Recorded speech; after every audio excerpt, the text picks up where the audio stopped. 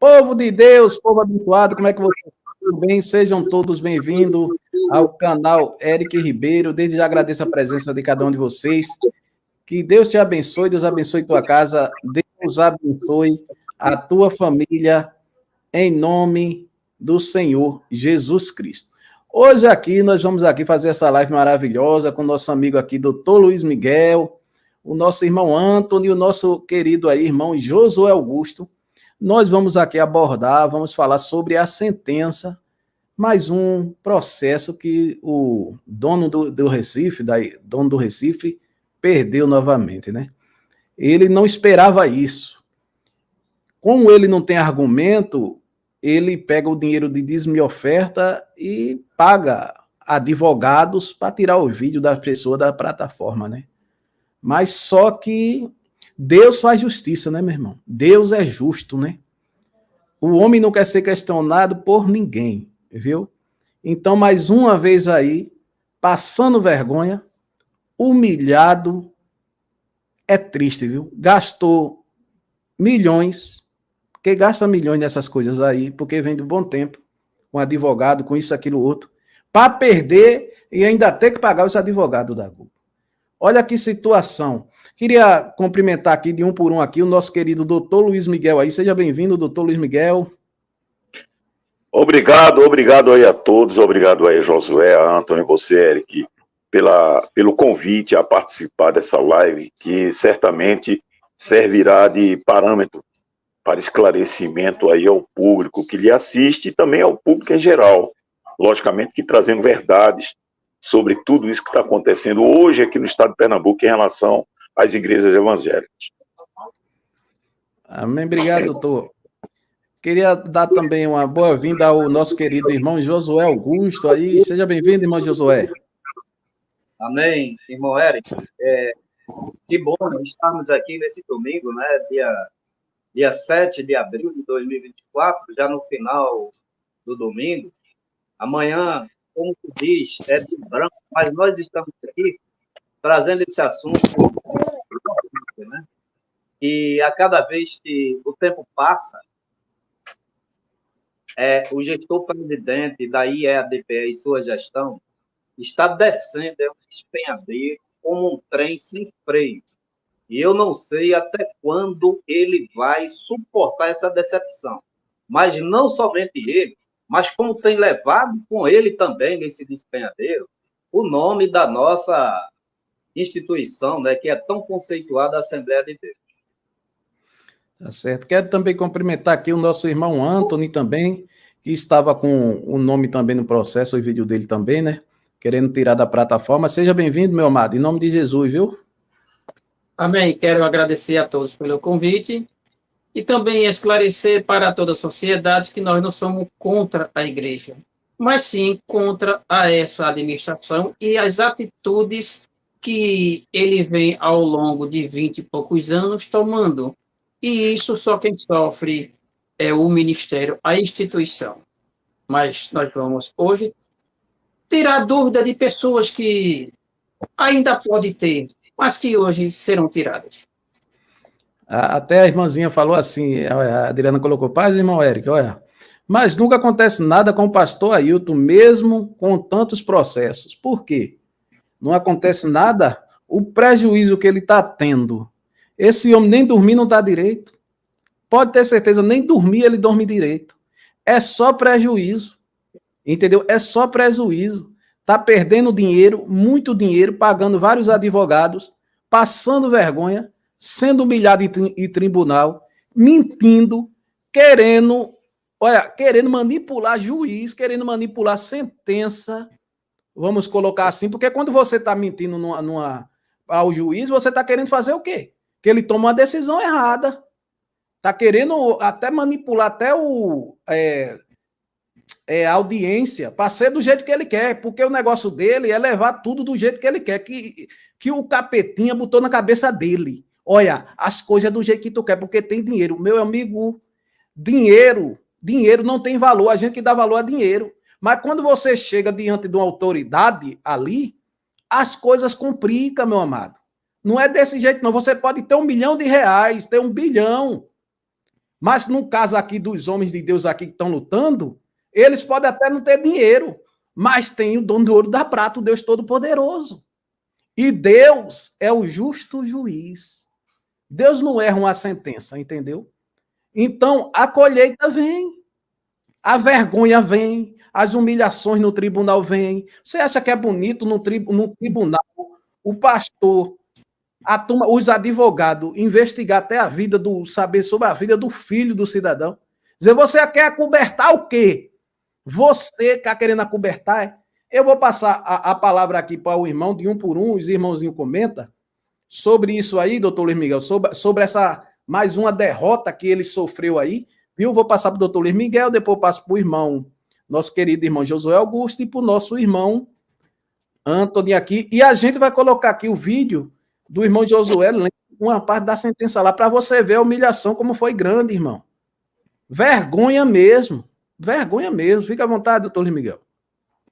Eric e aos demais irmãos, o que nós estamos vendo aqui em Pernambuco, eu posso dizer sem medo de errar que o presidente das Assembleias de Deus aqui no estado de Pernambuco, ele se iguala a um patamar acima de qualquer ser humano.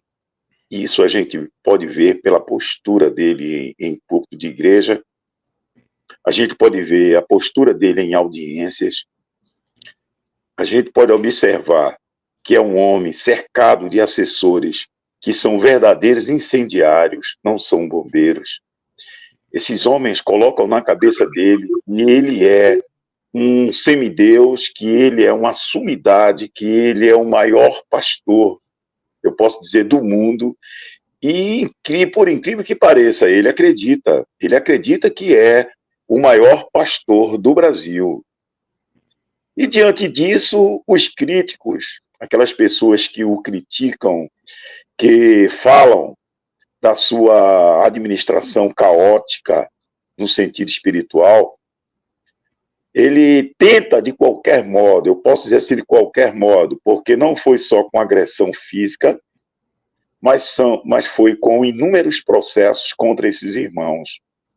Eu estou falando aí dos críticos dele, presbíteros, pastores, diáconos, auxiliares, membros da igreja, que o critica exatamente por conta da sua má gestão em relação à prestação de contas. Então, o cerne de toda a questão é exatamente esse tema, prestação de contas. Por quê? Porque ele envia numerário para o exterior, sem prestação de contas, sem nenhuma contabilidade, sem nenhuma informação aos poderes públicos. Ele sustenta, através de um canal de TV, ele alimenta esse canal como única cliente à Assembleia de Deus, e esse canal pertence a ele, pessoa física, e não admite que ninguém questione isso. Ele arrecada milhões em dinheiro, em milhões de reais, para a construção de um megatemplo, nem constrói um megatemplo, nem informa onde esse dinheiro está. Então, são coisas que, quando as autoridades que ele move, que ele entra com as ações, vai analisar, observa exatamente isso. Observa que os irmãos não estão praticando crime de injúria, calúnia e difamação contra ele. Estão simplesmente o questionando de uma prestação de conta não informada. Por quê? Porque esse dinheiro aí, ele é um dinheiro tirado de pessoas pobres da igreja. São dízimos e ofertas que eles coletam, isso através da TV, através de maquineta, todo tipo de arrecadação que você possa imaginar. É uma fábrica de dinheiro. E essa fábrica, a matéria-prima, é o quê? É a fé. Então, o que as autoridades públicas respondem a ele é dessa forma como respondeu a juíza do caso da Google, o caso o juiz Dr. Aubry, do caso contra Giovanni Sivaldo, são outros processos que nós entramos também, e o juiz obrigou ele à prestação de contas, e ele não presta contas, apesar de ser derrotado em primeira instância, ele recorre para a segunda instância no intuito de não cumprir a decisão judicial e não prestar conta de seus atos. Porque quem administra, isso pela própria natureza do cargo administrador, tem que prestar conta dos seus atos. E o que nós vimos em audiência pública, veja bem, isso aí é matéria declarada na sentença da Google. Ele se incomodou por depoimentos feitos diante do judiciário, onde houve informação de sonegação de imposto, onde houve Caixa 2, onde houve todo tipo de irregularidades. E ele não quer que os seus membros tomem conhecimento dessas verdades. Então, a palavra dita nesses canais, no seu, no de Antônio, de Josué, o de Hafner, ele se incomoda exatamente por conta disso, porque desnuda todas as suas irregularidades, torna claro aquelas coisas, aquelas situações feitas às escuras. Porque tudo isso que ele faz foi dito em audiência. Ninguém chega em uma audiência diante de uma autoridade judiciária e vai mentir deliberadamente. Se mentir deliberadamente, pode ser preso. E o juiz, na sua sentença lá, doutor Aubry, ele disse claramente: não vi nenhum crime, nenhuma irregularidade nas denúncias feitas pelos dois acusados. Isso significa que os irmãos que utilizam da palavra utilizam de um direito constitucional, que é o direito de informação. Você não pode viver num país onde ainda se vive uma democracia, ver tolhido o seu direito à informação. Você tem direito de saber, e principalmente porque já é de domínio público isso. Já saiu matéria na Rede Globo, em várias TVs, dizendo que houve rachadinha da direção da igreja com políticos. E pior, o próprio político, no acordo de não persecução penal, confessou o crime. Confessou. Disse: não, realmente faço uma rachadinha e quero pagar por isso. Eu não vou dizer os termos porque foi em segredo de justiça, mas ele confessou e fez rachadinha. Confessou que ficou com o erário público, desviou o erário público. E ele teve que pagar uma quantia que eu também não vou informar. Eu sei que é uma quantia vultosa. Ele teve que fazer isso. Então, por que esconder isso? Qual o sentido de se esconder de membros da igreja, pessoas que contribuem com o seu suor para a manutenção dessa igreja, quando por trás disso existem crimes, por trás disso existe sonegação, por trás disso existe desvio de dinheiro em prol da presidência? Por quê? O presidente é dono da Rede Brasil de televisão, mas ele não informa isso aos membros. Por quê? A igreja hoje deve pagar em torno de 2 milhões de reais pelo uso 24 horas da TV. Mas ele não informa isso. Por quê? Porque ele não quer que os membros saibam que esse dinheiro vai para o bolso dele. Hoje, ele é um dos homens mais ricos do estado de Pernambuco. Por quê? Porque a renda dele é 100% lucro. A renda dele é 100% lucro. Tanto é que ele mantém filhos na Europa, filhos nos Estados Unidos. A filha da Europa foi para os Estados Unidos. Por quê? Porque a facilidade de você desviar dinheiro para o exterior sem que passe pela alfândega, pela Receita Federal.